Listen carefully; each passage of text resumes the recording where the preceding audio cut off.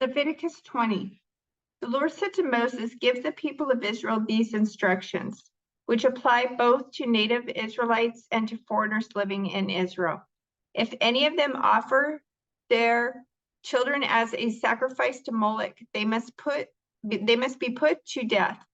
The people of the community must stone them to death. I myself will turn against them and cut them off from the community because they have defiled my sanctuary and brought shame on my holy name by offering their children to Moloch.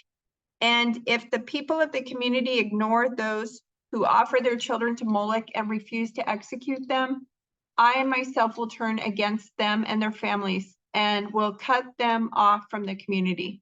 This will happen to all who commit spiritual prostitution by worshiping Moloch. I will also turn against those who commit spiritual prostitution by putting their trust in mediums or in those who consult the spirits of the dead. I will cut them off from the community. So set yourselves apart to be holy, for I am the Lord your God. Keep all my decrees by putting them into practice, for I am the Lord who makes you holy. Anyone who dishonors father or mother must be put to death. Such a person is guilty of a capital offense. If a man commits adultery with his neighbor's wife, both the man and the woman who have committed adultery must be put to death. If a man violates his father by having sex with one of his father's wives, both the man and the woman must be put to death, for they are guilty of a capital offense. If a man has sex with his daughter-in-law, both must be put to death. They have committed a perverse act and are guilty of a capital offense. If a man practices homosexuality, having sex with another man as with a woman, both men have committed a detestable act. They must both be put to death, for they are guilty of a capital offense. If a man marries both a woman and her mother, he has committed a wicked act. The man and both women must be burned to death to wipe out such wickedness from among you. If a man has sex with an animal, he must be put to death, and the animal must be killed. If a woman presents herself to a male animal to have intercourse with it, she and the animal must both be put to death. You must kill both, for they are guilty of a capital offense. If a man marries his sister, the daughter of either his father or his mother, and they have sexual relations, it is a shameful disgrace. They must be publicly cut off from the community. Since the man has violated his sister, he will be punished for his sin. If a man has sexual relations with a woman during her menstrual period, both of them must be cut off from the community, for together they have exposed the source of her blood flow. Do not have sexual relations with your aunt, whether your mother's sister or your father's sister. This would dishonor a close relative. Both parties are guilty and will be punished for their sin. If a man has sex with his uncle's wife, he has violated his uncle. Both the man and the woman will be punished for their sin, and they will die childless. If a man marries his brother's wife, it is an act of impurity. He has violated his brother, and the guilty couple will remain childless. You must keep all my decrees and regulations by putting them into practice. Otherwise, the land to which I am bringing you as your new home will vomit you out. Do not live according to the customs of the people I am driving out before you. It is because they do these shameful things that I detest them. But I have promised you, you will possess their land because I will give it to you as your possession, a land flowing with milk and honey. I am the Lord your God who has set you apart from all other people. You must therefore make a distinction between ceremonially clean and unclean animals and between clean and unclean birds. You must not defile yourselves by eating any unclean animal or bird or creature that scurries along the ground. I have identified them as being unclean for you. You must be holy because I, the Lord, am holy. I have set you apart from all other people to be my very own. Men and women among you who act as mediums or who consult the spirits of the dead must be put to death by stoning. They are guilty of a capital offense. The Lord said to Moses, "Give the following instructions to the priests, the descendants of Aaron. A priest must not make himself ceremonially unclean by touching the dead body of a relative. The only exceptions are his closest relatives, his mother or father, son or daughter, brother, or his virgin sister who depends on him because she has no husband. But a priest must not defile himself and make himself unclean for someone who is related to him only by marriage. The priests must not shave their heads or trim their beards or cut their bodies. They must be set apart as holy to their God and must never bring shame on the name of God. They must be holy, for they are the ones who present the special gifts to the Lord, gifts of food for their God. Priests may not marry a woman defiled by prostitution, and they may not marry a woman who is divorced from her husband, for the priests are set apart as holy to their God. You must treat them as holy because they offer up food to your God. You must consider them holy because I, the Lord, am holy, and I make you holy. If a priest's daughter defiles herself by becoming a prostitute, she also defiles her father's holiness, and she must be burned to death. The high priest has the highest rank of all the priests. The anointing oil has been poured on his head, and he has been ordained to wear the priestly garments. He must never leave his hair uncombed or tear his clothing. He must not defile himself by going near a dead body. He must not make himself ceremonially unclean, even for his father or mother. He must not defile the sanctuary of his God by leaving it to attend to a dead person, for he has been made holy by the anointing oil of his God. I am the Lord. The high priest may marry only a virgin.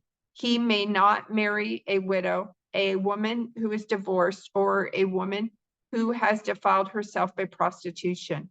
She must be a virgin from his own clan, so that he will not dishonor his descendants among his clan, for I am the Lord who makes him holy. Then the Lord said to Moses, give the following instructions to Aaron. In all future generations, none of your descendants who has any defect will qualify to offer food to his God. No one who has a defect qualifies, whether he is blind, lame, disfigured, or disformed, or has a broken foot or arm, or is hunchbacked or dwarfed, or has a defective eye, or skin sores, or scabs, or damaged testicles. No descendant of Aaron who has a defect may approach the altar to present special gifts to the Lord. Since he has a defect, he may not approach the altar to offer food to his God. However, he may eat from the food offered to God, including the holy offerings and the most holy offerings. Yet because of his physical defect, he may not enter the room behind the inner curtain or approach the altar, for this would defile my holy places. I am the Lord who makes them holy. So Moses gave these instructions to Aaron and his sons and to all the Israelites. The Lord said to Moses, tell Aaron and his sons to be very careful with the sacred gifts that the Israelites set apart for me, so they do not bring shame on my holy name. I am the Lord. Give them the following instructions. In all future generations, if any of your descendants is ceremonially unclean when he approaches the sacred offerings that the people of Israel consecrate to the Lord, he must be cut off from my presence. I am the Lord. If any of Aaron's descendants has a skin disease or any kind of discharge that makes him ceremonially unclean, he may not eat from the sacred offerings until he has been pronounced clean. He also becomes unclean by touching a corpse or having an emission of semen, or by touching a small animal that is unclean, or by touching someone who is ceremonially unclean for any reason. The man who is defiled in any of these ways will remain unclean until evening. He may not eat from the sacred offerings until he has bathed himself in water. When the sun goes down, he will be ceremonially clean again and may eat from the sacred offerings, for this is his food. He may not eat an animal that has died a natural death or has been torn apart by wild animals, for this would defile him. I am the Lord. The priests must follow my instructions carefully, otherwise they will be punished for their sin. and will die for violating my instructions. I am the Lord who makes them holy. No one outside a priest's family may eat the sacred offerings. Even guests and hired workers in a priest's home are not allowed to eat them. However, if the priest buys a slave for himself, the slave may eat from the sacred offerings. And if his slaves have children, they also may share his food. If a priest's daughter marries someone outside the priestly family, she may no longer eat the sacred offerings. But if she becomes a widow or is divorced and has no children to support her, and she returns to live in her father's home as in her youth, she may eat her father's food again. Otherwise, no one outside a priest's family may eat the sacred offerings. Any such person who eats the sacred offerings without realizing it must pay the priest for the amount eaten, plus an additional 20%. The priest must not let the Israelites defile the sacred offerings brought to the Lord by allowing unauthorized people to eat them. This would bring guilt upon them and require them to pay compensation. I am the Lord who makes them holy.